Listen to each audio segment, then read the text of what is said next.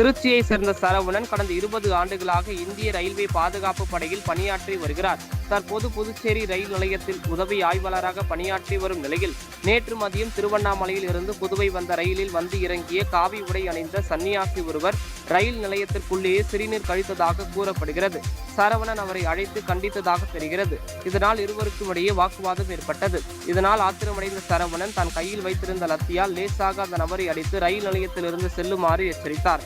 அப்போது சற்றும் எதிர்பாராத நிலையில் அந்த சன்னியாசி பழம் வெட்டும் கத்தியால் சரவணின் கையில் சரமாரியாக குத்தி கிழித்துள்ளார்.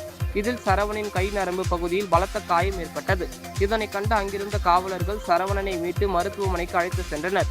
இதனிடையே கத்தியால் குத்திய சன்னியாசியை மடக்கி பிடித்த ரயில்வே போலீசார் அவரை ஓதியஞ்சாலை காவல் நிலையத்தில் ஒப்படைத்தனர். அந்த நபரிடம் நடத்திய விசாரணையில் அவர் தஞ்சாவூர் மாவட்டம் மன்னார்குடியைச் சேர்ந்த மணிகண்டன் என்பதும் அவர் தமிழகம் மற்றும் வட மாநிலங்களில் உள்ள பல்வேறு கோவில்களுக்கு சன்னியாசியாக சென்று வழிபட்டு வருவதும் நேற்று புதுச்சேரி வந்தவர் மீண்டும் மதுரைக்கு செல்ல இருந்தபோது உதவி ஆய்வாளரை கத்தியால் குத்தி கிழித்ததும் தெரியவந்தது. பின்னர் அந்த நபரை நீதிமன்றத்தில் ஆஜர்படுத்தி சிறையில் அடைத்தனர்.